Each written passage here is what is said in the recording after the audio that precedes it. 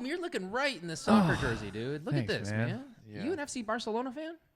I'm a soccer fan. Okay. Down low. Very minimal Minimal level. soccer fan. I don't claim to know anything about soccer. I do love FIFA. Okay. I'm pretty good at FIFA. Is that that's a video game? It's a video game. Okay. Yeah.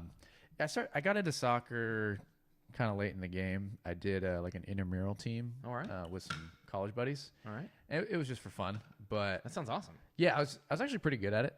And What made you decide to go do an intramural? Wait, like all of your friends were like, "Hey, bro, we're all gonna join a soccer team." yeah, and That's kinda cool. It was just for fun. It wasn't like competitive. It was just like a co-ed league. Yeah. Intramurals are all about just kind of, I think, just drinking afterwards. I think. Yeah, pretty much. I think that's pretty much it. Or before. Or whatever you before. wanna do. Yeah. It's like about meeting new people and being like, "Oh yeah, hey, there's a person I've seen in sociology class, and I didn't know he or she like plays on another team," and then just getting a beer, like getting boozed with them afterwards. Yeah, Exactly. And then I went back to Mesa Community College to take some of my prereqs for my nursing's degree. well, no, for my kinesiology degree. Oh shoot, Yeah. damn. It's just an associate's, not a big deal. Don't underplay an associate's in kinesiology, okay, bro? It was fun though. I had to take a like a team sports class, individual sport class, and then a conditioning class. Yeah, it was a lot of work. Why is so this the raddest degree of all time? I chose soccer, obviously, because I liked it, in college playing intramurals, and then I was just like, you know what, this might be fun, and yeah, it was really good. My coach like singled me out the first day. He's like, everybody else. He had this thick Polish kind of accent. Okay. He's like, everybody else is shooting except Mr. Ellis, or everybody else is kicking except Mr. Ellis. He's shooting, and I scored like a bunch of goals that game.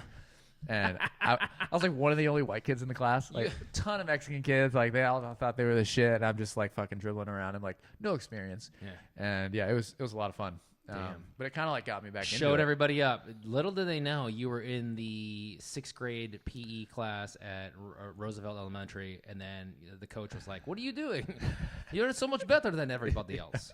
No, all jokes aside, dude, that's like kind of one of those things that I feel like is one of those Disney movies where you discovered that you had some secret talent that you never knew that you had. Exactly. Like Henry Rowan Gardner in The Rookie, and then all of a sudden he breaks his arm, gets his arm out of a cast, is able to throw from like the bleachers at Wrigley all the way back to home plate. Maybe this is what you should have been doing after all. Are you talking about the Dennis Quaid movie or Rookie of the Year? I'm talking about even. This is probably before your time. Okay. Yeah. Gotcha. Okay. Yeah. Dennis Quaid found out a little Both too great late. movies.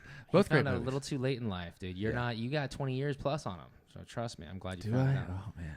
Either which way, dude. One, this soccer jersey is beautiful. I do like FC Barcelona. I do like Lionel Messi, who is the character or the player on the back. Yeah. And it looks dope. It reminds me that I got a soccer collection. I got a jersey collection of soccer jerseys. And this is like the #1 team that I have, actually. Mm-hmm. I have a lot of these ones. Yeah. But they're all old school now. These are like beautiful Nike designs. They have got advertisements. It looks like you're Bubba Wallace because you got a lot of advertisements on you. I feel like I feel like it's like NASCAR. But I think that's the way that the sports is going. Holy smokes. Yeah, Holy smokes. advertising. Billions Dude, of dollars. I'm telling you, man. Is that your favorite sport to watch now? Let's say you had a Saturday afternoon. Actually, yeah. Really? Soccer is one of my favorite sports to watch. Obviously I like watching football and basketball. Sure. You're American male. The thing for me, like, which is weird, like baseball. I played baseball growing up since I was like 4 years old, all the way to high school. You look like a 6 shortstop. I played shortstop. Oh shit! Shortstop and second base. Your buddy Chang guessed it. I would play second base, and then when the shortstop would go pitch, I'd move over to short. The shortstop. Oh, okay, cool. Yeah, and this was in high school too. Did you ever pitch? Not in high school. Okay. I pitched in like pony and Little League. Okay. Yeah, and then my arm started giving me trouble, so I stopped pitching. Damn. And then sure enough, I tore my rotator cuff. Damn. In high school. Playing baseball, which ruined my career, and that's another story. Well, it looks like you found a new one. Holy smokes, you're jacked and dieseled. If you guys can't see this on camera, he's got veins sticking out like everywhere. He's like a mannequin for a nursing school model. 14. Yeah. I tried to get one of the nurses to start a 14 on me the other day, and she was terrified. Yeah, I'd be too. But no, it bleeds too much. I'm like, only if you don't know what you're doing. Oh, Just man. kidding. We don't do that at work. Dang. Oh. So, brother, I got to be honest with you, man. I've heard, okay, I know that you're in nursing school. Okay, this is really, really super exciting. 2 months out. Now, wait, you did Excited. kinesiology. And then what happened after that? You got your associate's degree in kinesiology. Well, how did you all of a sudden kind of network this whole into going into nursing school? Because that's honestly with our header being mercenaries. Obviously, this is just a pre and almost like a post with my kind of view, view and standpoint on what it is. What it is to be like a male nurse, to be a male in like healthcare, to be a male healthcare, which is not. It's what, like 80% dominated by women. I think even higher. In healthcare, to be absolutely honest, especially nursing. Nursing is probably higher, but like it's a healthcare little in general. Like I will tell you that my cohort at Georgetown, it was like 10% nurses, male nurses. Wow. But it was just like there's a cohort of 60 people that entered into my block, 60, and into 2010. Yeah, we all entered in 2010, and by 2011 we were all graduated. But yeah, there was like 6 guy nurses out of that whole 60, and then everyone was a different kind of sexual orientations as well. So it's just like a different gender identifications and also sexual orientations as well. But I think there were 3 guys out of us that identified as heterosexual males. You know what I mean? And then 2 of them had wives, or 2 of them had girlfriends, and 1 of them had a wife. So, yeah, it was kind of like it was what it was, But like, yeah, it's just such a diverse group. It's such a diverse group of professionals that you're going to be entering in with. Yeah. And then with the gender specifically classified as male, it's really, really kind of tight. And I don't think like guys like me and you really fit the narrative of what it means to be a nurse. But when Florence Nightingale was kind of doling out what she thought was going to be a nurse, I don't think she envisioned this Chinese surfer dude with long hair. She's a little us. She envisioned me as more of one of the cooks along the line that made the potatoes, that roasted the potatoes, I think. That was my dream. Dream deferred here. But dude, I gotta be honest with you, what was it that kind of made you kind of transfer into this kind of like from kinesiology into nursing? What kind of made you, what was the gears kind of going on in your head? Well, money for one, obviously. I wanted a career that was like, it would, I would be able to, make good money, which I knew nurses did, especially in California. You'll never be fucking rich, but you will always be. You'll be comfortable. You'll be comfortable. Yeah. You can go to Costco and buy anything you want to. Yeah, and then the other thing was, working 12-hour shifts 3 days a week was full time. Boom. Great time. Outside of those 3 days a week, I can do, what I want. No, for sure. I've done the quick math, y'all that are listening. That's 18 days off a month. Wait, 18 days off a month? 12, Yeah, that's 18 days off a month. I did it. Yeah. Double check. It's not bad. Double check. Not a bad Thanks, gig. iPhone. And then, obviously, getting back into emergency medicine, which, I did, earlier in life. Yeah, because you served as an EMT. Yeah. How long were you working as an EMT for? Almost 5 years. Okay. About 4.5. Damn, that's a lot. Yeah, it is a long time. How are you only 22 and you've done so much stuff before the ripe old age of 22? That's right, 22 years old. I'm kidding. I'm kidding. I wish. I got my EMT license in high school. Wow. Because I tore my rotator cuff right before senior year. Okay. So I couldn't play baseball. So I was just like, what the fuck am I going to do? Like, obviously, I'm just going to be like sitting around doing nothing. Or I can go to night classes, get my EMT 2 days a week. So Holy I got that. smokes, brother. Yeah. And then as soon as I graduated is when I got my EMT license, because you had to be 18. And I started working as an EMT, working like weird hours, private ambulance company, doing some super sketchy shit. If you've ever been like a EMT for a private ambulance company, name some like kind of what is it like picking up overdoses from like rich homes and no. So if you're a private ambulance company, you don't do 911 calls. You do what are called like sniff like ER calls. Okay, where you go obviously a lot of like hospital discharges, dialysis appointments, taking patients to and from nursing homes. We got to know nursing homes very well. Okay. Or that's a bread and butter SNFs, as they're BLS called. Calls. Skilled nursing facilities. Yeah. Emphasis on skilled. Okay. So all these nursing homes would contract with these private ambulance companies, and they would call you to take patients to the ER if they had like abnormal labs or they were sick. Or I've seen that a bunch. Exactly. Yeah. Oh, what's the chief complaint? Abnormal labs. Ab labs. Cool. Elevated white count. Yeah, great. But a lot of times the nursing homes would call you on patients that should have been 911 calls because the nursing homes get dinged every time they have to dial 911. I did not know that. Yeah. I did not know that. It makes them look bad. It like goes on their record, like how many times that happens. So this is an insider scoop. Yeah, the nurses would call private ambulance companies on patients that obviously should have had like ALS type like care. Yeah. Like if they're having like sometimes even chest pain, like they would call BLS. And what are we going to do for that? That's acute life-saving. Advanced versus, life support. Yeah. Advanced life support versus basic EMT, life support. Basic life support. Yeah. And like, what is an EMT going to do with a chest pain patient?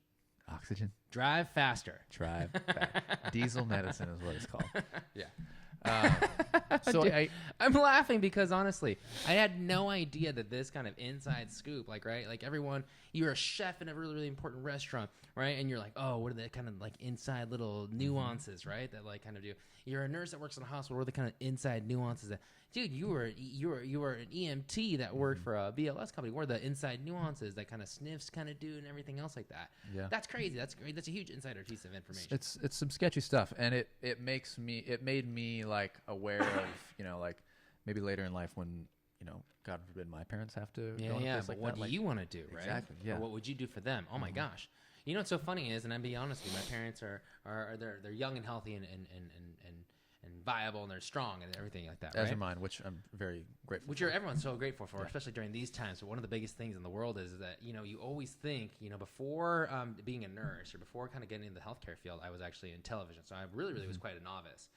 Then when you got into that world of healthcare, you saw that like, oh, well, CPR, you see it on TV, you see George Clooney like kind of doing it. You're like, all right, cool. They come back, and then everyone's like, oh, thanks for saving my life. I can't believe they wake up immediately. They come back to running. I don't even know what they do on TV, but then in real life, it doesn't work out that way. Oh. And it's not like pressing like a hard reset button, Control-Alt-Delete on your computer, and then all of a sudden it resets itself to how it was normally operating.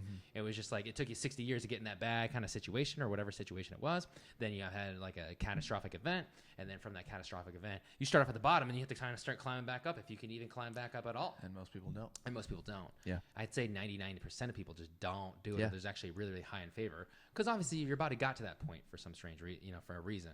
And whether that most of the time not strange, like pretty obvious. Yeah, pretty like, obvious reasons. Yeah. What you mean? I can't smoke and booze all day of my life every day? Never exercise. And never exercise? What am I talking about? Get the fuck out of here! Yeah. No. So you mean this black tar heroin that I'm injecting is not good for my heart? No, it's not good for your heart. But either which way, it's almost like you think that it's almost like pressing like a restart button on it. No, it is definitely not. So there's like there's no turning on and off the computer. There's no turning on and off the computer. And then if you happen to bring it back, boy, that's just the start of your problems. That's just the start of the uphill battle. So it's almost like, dude, it does give you a lot of thought. It totally made me have that discussion with my parents, like, hey, what are we gonna do here? Because I will tell you that I think I stand on the opposite end of my sister, who is more of a novice. You know what I mean, on medicine and healthcare. And then I would say that she'd probably be like, do everything we can to save them. Anything that's out there, we're gonna do. And then even myself, I'd be like, I don't know if they would want to live like this, right? That's like always the biggest kind of a clue that, or like that people kind of always say, I don't know if I want to live with tubes and wires. Yeah, and bric-a-bracs all hanging off of me. What are you doing? You're literally just watching TV all day because you can't even move. Dude, I will tell you some of the saddest stuff that I've seen is that people have been kept alive for a very, very, very long time because the families kind of still collect a check, right? Yeah. So long as the person still is medically or legally alive. And I've seen this happen on a few occasions, especially there's a hospital in D.C. that serves a very, very unique population, and we had to go do our pediatrics rural unit out there. And then there are little kids that are there for a very, very long time, whether they're involved in whatever kind of traumatic incidents or accident they were, but they were now teenagers going on in their 20s, and then I think at 21 or 22 they have to move on from this one little specialty hospital. And I remember just seeing it because the parents were nervous because for maybe the last 20 years or 18 years or something like that, they were receiving quite a hefty check. And so when they had to move on, now all of a sudden it's adult care, which is different pricing and different everything else. And then all of a sudden you should see them have these like huge conversations with social work. And it's just quite terrible, actually. I gotta be honest with you. But it also makes you realize that healthcare is a godsend. The people that work it are a godsend. The people that work it are some of the smartest people in the world. Some of the smartest people, and they have a compassionate heart. A lot of smart people will just kind of go into business and make as much cash and money as they want for themselves or whatever like private entity that they're part of. But I will tell you that it's just healthcare is a business just like everything else. It can get kind of dirty sometimes too. And we see a lot of that. And we see too much of it, to be honest. Especially in the ER. Oh my gosh. Yeah. God, I can't even tell you about the times where people kind of like drop off patients and like they go, okay, it's time for like us to go on like holiday. Yeah. And then they drop off grandma or grandpa. And then we call them back in 3 hours and they're not even like. And they're not even. They don't even pick up the phone. Oh hey, we're the Smiths or the Jones family. We're gonna be in Aruba for the next 2 weeks. And you're like, oh my gosh, what the heck? Yeah. It's pretty impressive to see like all this stuff. But once again, I do say this on the opposite end. We do see so much good stuff. Yeah. We Yeah, say so much absolutely. good stuff that it kind of puts this stuff in its own framework. So Yeah. So honestly, I gotta ask you. I'm talking so much here about all the negatives. What's one of the positive things that you think about that's gonna help, that you're gonna do, that you're gonna take on when you hit nursing school? Well, that's kind of like what I've thought about, like leading up to this. Don't just share it with you. I want to hear it, and obviously our dozens and dozens of listeners. Yeah, 5 subscribers. Our 5 to 6 subscribers want to know it as well, man. Well, I mean, we talked a little bit in the first episode about like my background in like health and wellness, and stuff like that. And if you haven't heard that first episode, you go back and hear the TBD. Yeah, you go hear about TBD Mercenaries introductions. It's kind of like a give and take for me, because seeing what I've seen, knowing what I know, not just about like medicine, but like health and wellness in general. Yeah, I have a lot of reservations about healthcare. Okay. Seeing it and for sure. Seeing like like ICU patients, like how they're just, like you were just saying, prolonging life. That it's not really life. It's just this patient is existing. If you're investing 100% into something like nursing school or like your future career, you should always be very, very skeptical about what you're actually entering into. You should look at it with the most critical of eyes, because this is going to be your profession. This is what you're going to attach your name to. Exactly. So absolutely. Yeah. And so, like long-term care for me, obviously like it's appropriate for a lot of people, but for some, it's almost like it's just a teaching experience for like the doctors or the residents. I'll tell you stories about that. Yeah, and it's not so much patient oriented, like getting the best outcome for the patient. That's why I like emergency medicine. It's obviously 90% of it is kind of bullshit most of the time, but that 10% where somebody really comes in and like you can save this person's life, like he's having a massive heart attack, allergic reaction, like stuff like where it's like, okay, this person isn't just like chronically ill, it's like something that they're actually having that we can help and fix and maybe save their life, which we do on occasion. Like we get people that come in, heart attacks. Every now and then. I'm kidding you. It happens all the time. Yeah, I mean, every day there's something that goes down there. You know what I mean? That I can say that I'm very, very proud of. Exactly. Yeah, and it's the people that you work with too. They make a big impact on that, and they see that as well. So it's the bond that you share with all your coworkers, stuff like that. But for me, I think that's going to be a hard thing going into nursing school, is knowing what I know, seeing what I've seen, like in the ER, and then also like with health and wellness in general, like how people can make positive changes in their life, but they have to be willing to put in the work. Yeah. And for a lot of people that are in the healthcare system, who've been in there for a while, they don't want to do that work. Yeah. And it's painful to see. It's tough to see. It's also tough to see, like from a healthcare standpoint, like from a healthcare provider standpoint, how a lot of people they don't really ask themselves, like, why are we doing this to this patient? It's just, this is what process oriented. Yeah. I got my orders. This is what I got to go do. Operating procedures. Like this is what we have to do, protocol, stuff like that. And then at the same time, not kind of questioning like, well, is this gonna actually have a good outcome on this patient? Or is it just kind of prolonging their suffering most of the time? That's why I like emergency medicine, is because you only see a patient for a short amount of time. Yeah. You can really make a positive impact in somebody that really needs it. Yeah. Versus, the chronic, illnesses, conditions that patients have developed over the course of their lives, not knowing like why this is happening. They just don't have that knowledge of like how to take care of themselves. Yeah. So for me, I think that's something that I'm going to bring into nursing school, is like not only like, for patient care plans, which I'll be brand new to, obviously, but like how would I approach this maybe from my own like health coaching standpoint for this patient? Dude. Like maybe like more like physical therapy, like better like dietitians working with a physical therapist, like really help people like get a good diet plan for, why they're in the hospital, and kind of like helping like push both of those things towards getting this patient a better outcome. Dude, that's awesome that you already have kind of a plan in place about what you're trying to do and how you're trying to go about it. But I'll have to also, tread lightly, because I don't want to step on any toes. I'm not going to like,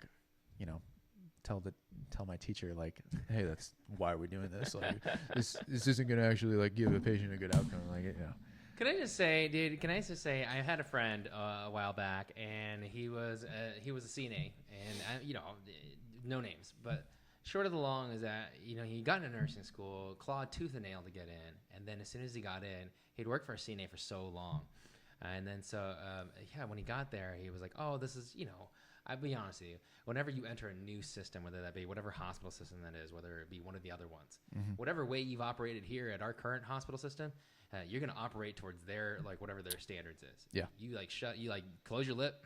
You just follow instruction, because when you're new, you just, once again, close your fucking mouth and go to work. Exactly. Oh, but this is how we're doing things here. Well, excuse me, actually, at the old place, we used to. No one cares. Nobody gives about the fuck old place. about that. Yeah.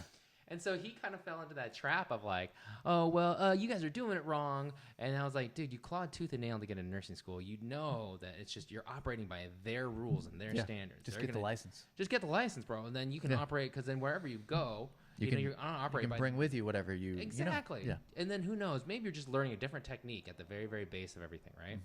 And so he found himself out of nursing school 2 semesters later, and he can't get back in, obviously, because once you're booted, you're booted. Yeah. And I was like, was it worth it to like die on your sword about this one? You know what I mean? Because then by now you could have been done with nursing school, been working 3 days a week, making 6 figures, and he's still working. There's nothing wrong with being like just in his same position. But I'm like, you worked so hard to get in this opportunity, and then you blew it. And it's like, why are you like, fighting it? The number one thing in the world is, as soon as you start, you could have 75 years of experience more than your boss. You start, when you start in a new place, you're day one. You're day one, bottom baby. of the barrel. Shut up and listen. Shut up. Yeah. And it's like you could be and complain and snivel McGivel as soon as you get out of the door. F that boss, he doesn't know a single thing he's talking about, blah, blah, blah, blah. But as soon as you clock in and punch, it's whatever it says on that time card of that paycheck, that's who's paying it. So shut your face, you know, to go to work. Yeah. So I think you definitely have the right mindset, holy smokes. And I got to be honest, that you said it best in the whole, you know, like you're getting a cool opportunity. The road is long, you know what I mean? But it's actually not endless. It's not forever. Year and a half, Dude. I mean, think about this. It's an investment, right? But in that year and a half, you're going to learn so much about yourself, like what you're capable of doing, what you want to be doing, what you even how to even further hone in your practice even more. Yeah. I mean, honestly, it's really, really a huge benefit to you and to the other people that will be your future patients. Because I think one of the biggest things is that they'll see how passionate you are. They'll see how a different perspective that you're looking at this, right? Yeah. Car is built 100 different ways over the 100 years that it's been around. I think it's been around 100 years. But look what like what is the name? Elon Musk. Elon Musk is kind of doing it. It's doing it different. Now, it doesn't mean it's right. What's the name of his baby? Did they change the name again? Tesla? AEX 12. I think they have to take out the 12. You can't have numbers. Doesn't matter. But wait, hold on. We're getting but you know what? Honestly, Elon, you know what? Mercenaries always needs a Tesla to kind of wrap around. Just if you want to throw one out here, we would happily sponsor Tesla. Future sponsored by Tesla. But either which way, I will tell you that you have the right mentality, and I honestly can't wait for you to kind of join the ranks, so to speak. Yeah. Now, and just talk about it with you. Dude, that's going to be a fun part. I got some stories. I think the biggest portion of what you're going to be doing for the next few years is just developing stories. I will always say this, that the ED nurses and the emergency department crew always has the best stories. We're like really the worst people to sit around during a dinner, because we'll talk about the worst stuff. That will make you throw up. But also, and I say this like really, really quite openly, everyone's got the best stories during holidays or big gatherings or whenever someone gets a little loosey with the adult juicy, the sauce. All of a sudden, the best stories start coming out, and then people are kind of amazed sometimes, you know? I remember one of the worst times is I was dating like a teacher, an elementary school teacher, and I was hanging out with her friends, and then they were talking about all their lesson plans that they had to do and how student goody parents could be, and I was like, oh, this is so boring. This is so lame. I was like, this is so boring. Obviously it didn't work out with her myself, but I said this, I was like, this is so boring. Yeah. Oh, and then I was, I think I hung out with the dental hygienist one time, and she was like, oh my gosh, whenever my patients are late, they make me late. And then I was like, this is the biggest thing you're worried about, is our patients being late? Now, that's not to cut on teachers. We love our teachers. No. That's not to cut on our dental hygienists. Some shit. Oh my gosh, to be a teacher, could you imagine? Those are real, true working angels, I'll tell you that much. But I've also dated some teachers. Well, Joe is just, we're naming off, we're going off of our list here, but my gosh. Either which way, we love anybody that wants to listen to us, and then it gets a different perspective on the healthcare experience, especially from, obviously, two brutish males like ourselves. Two studly men. Well, one alpha and one long-haired Chinese sir. That's it. Boom. Boom. Now, I got to be honest, what are some stereotypes that you've heard about the nursing school game? Because obviously one of the whole biggest practices, or one of the whole biggest purposes of this Mercenaries podcast is to kind of give a pre and also a post experience about what you're going to be experiencing as a male nurse. Veteran nurse. Veteran. Veteran. ED tech. No experience as a nurse yet. but Yet. yeah, we'll get there. A big thing, one thing that I really liked that was a stereotype is, for nursing in general, is just Talk to me. having a nurse told me one time that when I first wanted to be a nurse, she was like, you know what I have? Too much time and too much money. And I'm like, that sounds amazing. What? How did you not? Now, is this nurse currently your wife or something like that? Because No, honestly, this makes sense. Like, it's a perfect relationship if you think about it. I dated a nurse to kind of get it. She kind of got me into to get a taste of this sweet coin that you'd be eventually making. She kind of got me thinking about nursing and eventually chose to go back to school for it. But yeah, obviously that was a while ago. It didn't work out for various reasons. That's why you're here with me on a Saturday afternoon and just chilling with me. I hear you. Yeah. Two dudes chilling in a hot tub. Two dudes chilling. But no. Time and money. Time and money. I will tell you that much. That money, you work 3 days a week here in Southern California or here in California, especially in San Francisco. You can make hand over fist cash. Yeah. And then if you even go to your strike, the neighbors. The hospitals that are on strike, you make really really hand over fist cash.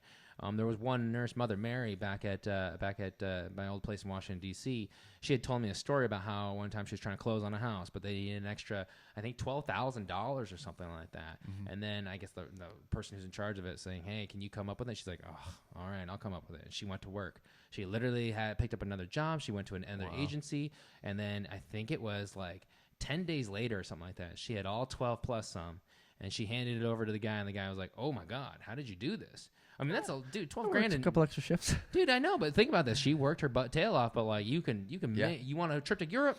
You got a kid that's going to Harvard. You know what I mean? Boom, you can do it. Doesn't mean it's for free though. No. You're gonna work, but at the same time, there are a lot of other people, especially those that are probably listening to us. A lot of blue collar dock workers out there that are just being like, "Damn, they work a lot harder for a lot less money." That's all I gotta say about that. Another thing, obviously I've heard is don't work during nursing school. And that's not an option for a lot of people. Some people it is. Yeah. If I was 22 and I could, if your last name was Rockefeller, I could probably move back in with my parents. Sure. And they would help me because it is a full-time job. You're not 22 is what you're saying? Oh. No, 23. Damn. 23 and a half. Kidding. Very, very 30. You're the dirty 30, man. You look young enough, obviously, to be any age. You know what I mean? But my gosh, I think that you're at the right age right now to make your professional choices for yourself. Exactly. This right here sounds like a great choice. You know I have a lot of background in healthcare, and I think nursing is kind of the next obvious step for me. I don't want to stop there. I obviously want to do. I would love to be a trauma nurse. Dang. Obviously, I want to do ED eventually. And then eventually probably do nurse practitioner. Dang. Yeah. So you've already mapped it out here a little bit. The end goal for me is having the nurse practitioner, maybe, kind of doing some private wellness retreats in San Diego, kind of doing the health coaching and the, nurse practitioner. I see you doing that. It would make me more well-rounded. It would make people say, oh, this guy isn't just a personal trainer. He's not just a yoga instructor. Yeah. He's also a nurse, albeit a nurse practitioner. That would give me a lot of more credibility to host things like this. And then obviously incorporating all the stuff that I do regularly and with my clients, kind of give them a total care package. I just want to do what I want to do, bro. Honestly. Yeah. But regardless, is that I gotta be honest with you, we're having some technical difficulties. To our dozens and dozens of listeners. Goddamn Skynet. And what happened was that I heard my voice and I was like, "Is that me?" I was like, J.E., I didn't know you was doing this with a 14-year-old little tiny girl or boy that whose voice just hasn't dropped in pitch. I'd probably get in a lot of trouble if I was doing no, but I feel like people are going to be listening to this. I'm like, oh, what kind of podcast is this? How is this? I literally have the highest pitch voice in the world. This voice got a... Hey, everybody, it's me. I was like, whose voice is that? Especially when I laughed, it would sound like a cackle. No, brother. No, you have the acapella, and I have the baritone. Yeah, that's how we do a perfect blend of things. That's it. Acapella and baritone. Anyways, brother, I couldn't be happier or excited to be back on this podcast and just rounding this up, man. I got to be honest with you. I'm so excited that you're in nursing school. I'm so excited that you have a vision for what you want to do with this, your health-based care career. A lot of people just kind of enter it like myself. And like I said, all I wanted to do was just buy a car. And I said, if I could make this amount of money, I'm going to be just fine. But it's more than that, though, because you do give so much of your life to it. Just because I say you work 3 days a week doesn't mean that you don't give of anything. It's actually a lot because you're always just you're struggling with the emotional aspect of it. Like, you know, firefighters are just on, and you think that they just kind of come to a fire and spread water on some heat, and then that's it, and they go back to the fire station. No, they carry a lot of emotional burden or a lot of emotional baggage with them too. And so physical, like, oh my gosh, the physical strain of carrying all that stuff yeah. too. And it's like, I swear to gosh, like I always thought to myself I'd always be a bedside nurse, and because I love the human element to it, I love the contact. But eventually, after 7 years so far, wait, no, what year is this now? Almost 10 years actually, almost 10 years. It's like on my back, my ankles, my knees, like, you know, all your movable parts where you're lifting people and you're lifting them and moving them, etc. Boy, it gets tough. It wears on you too. Yeah, and so it's like when you get home, you want to just work out and you want to just do a bunch of jumping jacks and play basketball, but your body's so physically worn down that, you know, there's a huge element component to that where I really do use all 18 days to either kind of recover or at least mentally get myself right for the days that you're on. So, man, I can't even tell you how cool that is. Now, mentally, you're fit. You know, physically, you're fit. Mentally, you're strong. And I think that's going to obviously serve you well. And the fact that you already have a running experience, a kind of a lead up. Because I swear to gosh, and I say this mostly, I think most nurses would maybe agree that if they knew what this was going to be like before they got in, maybe they wouldn't have gone into it. Like, if I knew what it was going to be like, I think the good Lord used some divine intervention. And he's like, Steven, you want to be a nurse? Don't look at it before you actually do it. Yeah. He's like, don't do it. Just go straight into it. Just go, you know, full throttle. Just jump into it head first. You know what I mean? Yeah. And so I think that's exactly what happened there. So, but I mean, now, you know, having all the experience you do, I don't think you would trade it for anything. No, because the life stories. I seriously swear to gosh, like the one time that like I feel like I'm a person that believes in karma sometimes. You know, I mean, I'm a person that believes in doing the right thing, and for the few times in the world that I've done things right, you know what I mean, or balanced things out, as like, hey, but what I've really done is that, like, I've looked back on some of these healthcare examples where you gave that extra mile, you gave that extra moment to a family member, or to an individual that was passing, or to an individual that came to you in the 6th day of their life, and you're like, oh, cool. That's something that you put in the memory bank of like, hey, I'm building up a portfolio of like good deeds. Yeah. So when I go to St. Peter's Gate, I'll be like, hey, maybe I wasn't so bad after all. No, but it's also like, I think if you have an altruistic personality too, I think that's why you entered in this profession. I think if you didn't, I think you'd go into anything else. You'd go into personal training to make big bucks, bucks over value. You know what I mean? Yeah. But I do think that you entered in the healthcare profession because part of you, maybe this big, maybe that big, wants you to better somebody else or help push forward society in a positive direction. I don't know. I don't know. Obviously, I see this huge money clip. I see this Gucci belt and this Gucci wallet that you have. Maybe you are in it for the. I'm kidding. I'm kidding. One day. I don't think J.E. would ever spend his money on that. No, probably not. It's going to be protein powder. Yeah, just all protein shakes. I can't wait, man. I can't wait. I'm looking forward to it. I mean, I'm a little nervous, but I think I have a good mindset going into it. Yeah, of course, brother. Yeah. I would say this, man. One of the biggest things in the world is that, like, you did choose a profession in which has limitless growth. You know what I mean? I don't know if I had told you this before, but like, you know, Rich, who you met out in Quick Screen, or you know what I mean? Like, you know, Nurse Rich. Sure do. He's got some stories, bro, I'll tell you. But he said, Steven, you can always meet somebody along the way, you know what I mean, at any stage of like healthcare life. So if you don't like if you love talking to people, great, there's a position for you. If you don't love talking to people, you don't want to have very much interaction with people, great. If you just want to do office work, great, there's something for you. Yeah, you want to do Quick Screen. You want to do, dude, there's always something for you. So I know. Yeah. But yeah, I can't even tell you how great it is. And then plus, I think with you continually working throughout your program, you're going to have so many people to kind of pick off and choose exactly, you know, who to model yourself after. Yeah. You know, you have the old school, old right guard. Now it's Steven. That's because I'm the only person you got. I'm the only person that you got. Yeah. But there are other. I will. Breaking news! There are way better people that have done this job. Better than I. Wow. And like I said, Florence Nightingale, she picked me for the potato boilings. You know what I mean? She did not choose me as the ideal nurse. So definitely, there are a lot of great people. Yeah. But yeah, and dude, trust me, all the cool people that you're gonna meet in school. That's what I'm looking forward to the most is like my classmates, people that are like in the same shit, like in like the same grind as me, like, and you know, hopefully we'll develop friendships and relationships and really get to know each other and like go through all that struggle together. That's gonna be so great. That's my plan, is just finding like maybe 2 or 3 other people that I can really like. I hope that it's just 2 or I hope that's way more. Obviously, Yeah, I hope at the very very least it's 2 or 3 other people. But like a study group. And if they all stay in San Diego, I think it's gonna be a huge thing for you. And I think half of the class isn't from San Diego. Ooh, that's kind of cool. It's good and bad. Like they're obviously gonna have to like drive down for like clinicals and stuff like that and labs. Oh, so they're not just moving down here; they're like living elsewhere. I don't think so. No. I mean, I've yet to see like what everybody else is. I haven't met any of my classmates yet. Sure.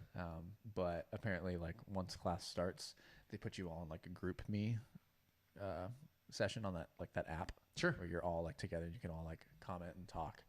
So that'll be cool. That's and awesome. Just like kind of get to know everybody, see where they're from and how they got into nursing. Oh, that's awesome, yeah. bro. Damn, that's gonna be really, really cool. One Yeah. of the biggest things I will tell you in the world is that, and just like our men and women that serve us overseas, right? They may be from all over the place, right? Mm-hmm. And they proudly represent us, and we're so proud to honestly be. I'm very, very thankful of them. I'm proud of their time. I mean, I want to give back to them in any which way. But one of the biggest things in the world is that they can come from all over: Florida, New York, California, Washington, wherever. And they all come together at whatever naval base or armed force bases that they're at, and then they bond over the stress, maybe, you know what I mean, the rigors that they get put through. Yeah. Same with you in nursing school, and obviously it's not comparable, but one of the biggest things is that you'll bond over the blood of it, you know, you'll bond over the trauma of it, you'll bond over the stress of it, you know, writing care plans, etc. And you'll kind of come to that kind of unique bond that only you share with those people that are going through it with you at the same time. It is a lot like kind of what the military goes through. Obviously, nothing like it, nothing like it at all. Experience. It's incomparable, but at the same time, that's the only thing I could grab as an example. It's called humor through horror. Humor through horror. Yeah, like people, you know, they experience all of these sometimes traumatic things together, and they have that like oxytocin release, like where you bond. Yeah, and you develop these, you know, bonds that you wouldn't normally get in, you know, day-to-day life or like with like a regular job. Not discrediting anybody else's profession. No. What we do is obviously like a little bit more high stress, high intensity. Like it can be very like emotional at times. Yeah. And that those bonds that you develop, like I'm close with a lot of my coworkers, unlike what I'm, you know, close with my friends. Sure. Because we just have different bonds and different like friendships. I can't really talk about a lot of the stuff. Have I worked a trauma with you? I'm trying to figure out if I worked a trauma with you. Not trauma. I'm usually like I love being in the trauma room. Sure, but, everyone does, right? Because that's why everyone's there until you see something that hits home and then you don't like being in there. We had a traumatic arrest. 17. This was a long time ago. 17-year-old like shot himself, and it was tough doing CPR on him because, you know, his eyes are open. He's just like looking at you. Yeah, but you remember what I think the hardest part is. You remember being when you were 17 yourself too, obviously. And you remember kind of going through maybe whatever angst is. Now we're not speaking to anything that this individual is going through because we don't know them, and we would never release any information like that. But one of the biggest things is that you almost throw yourself back into, oh, well, I'm 17. It's almost like people that see themselves as being individuals that were ever attacked once, or they put themselves in the shoes of the individual, wherever it may be. And so, you know, you have these kind of unique experiences that like affect you so powerfully emotionally that it does kind of change the course of whatever you're doing. And so, honestly, it's cool that you are going to have this experience with the same people that are kind of joining you in that same kind of capacity. And honestly, I can't wait to hear the stories, and I hope that whoever's listening to this right now can't wait to hear the stories that are coming from this. It's gonna be an interesting experience, and I'm glad that like we have this outlet where I can talk about it with you. Yeah. And like obviously I'm gonna like talk about it with a lot of my coworkers because they're all nurses. Yeah. But like having this kind of outlet where I can share it with you, we can, you know, record it, and other people can listen and like hopefully eventually relate to it. That's what's like exciting for me is like going through this and then having like a way to like talk about it like out loud. Dan, I think it's definitely going to be cathartic. I think you're going to definitely use this as a debrief session every week. Yes. But also, I will tell you, future Absolutely. predictions, future beep, beep, beep, beep, beep, beep, beep, beep, beep, beep, future predictions. Here we go. I'm going to think to myself here, in about a year's time, you're still going to be in the program, okay? Hopefully. You're going to be probably 3 semesters deep, I feel like. And you're going to be like, oh, your second semester you're going to hate because you're right there in the middle. First semester will be kind of a great little period because you're going to be, does it go by semesters?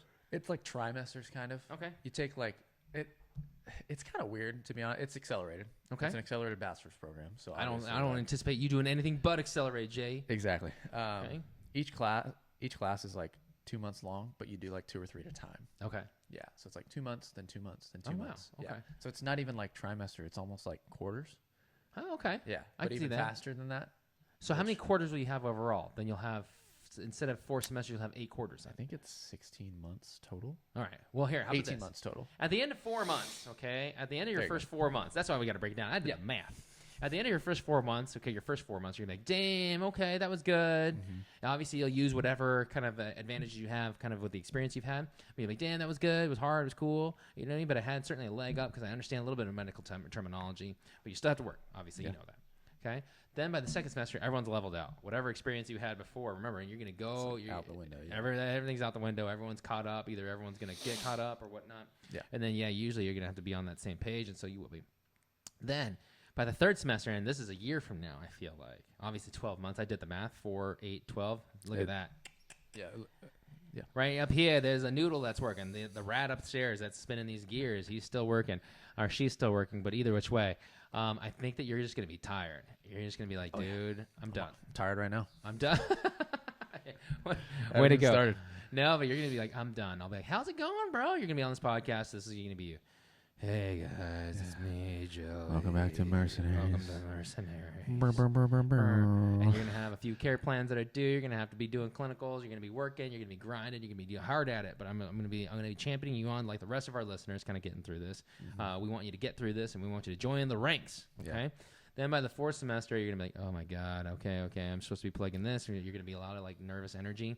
And then by the last 4 weeks before graduation, you're gonna be super, super tight, like scared tight, like you're gonna be rigid. Got to do this. And then a month after that, you're gonna you're gonna sit for your boards, and then boom. So honestly, it's gonna be a really, really quite interesting 18 months overall, 18, almost 20 months. So hang on tight, everybody who's listening. I'm excited to be on this journey with him. I'm no Sherpa. I'm certainly no shepherd. I'm just someone. Shaman. I'm no shaman either. I'm just going to be a person that had went through it, and I'm going to be able to kind of give you some perspective about what you're about to run into here. Yeah. Head on, bam. Yeah, it's gonna be exciting. I'm stoked-a-loked for it. Yeah, I'm stoked-a-loked for it. And honestly, for me, it's going to be really cathartic to see somebody else kind of go through it and track their progress, because I'm going to be telling you, oh yeah, I fucked up because one day I went out and I was like, I need a break, I need a relief. And then I went out and, went to the bars a little too much. And then, didn't come back a strong candidate anymore. Next morning, I had to place a Foley, and I put it in this guy's butt by accident. Whoops. There are some stories that I have. But, those will all kind of dish out. But, thank you so much for listening, whoever's out there. Thanks, guys. Can't appreciate you guys enough. Oh, my See you on the next episode of Mercenaries. Mount up. Bum, ba-dum, bum, bum, bum. Oh, wait, we don't have the copyright for that. Boo-doo-ba-doo. Yeah, we'll edit that out later. Don't worry about that. And insert free licensed music here. All right. See you guys.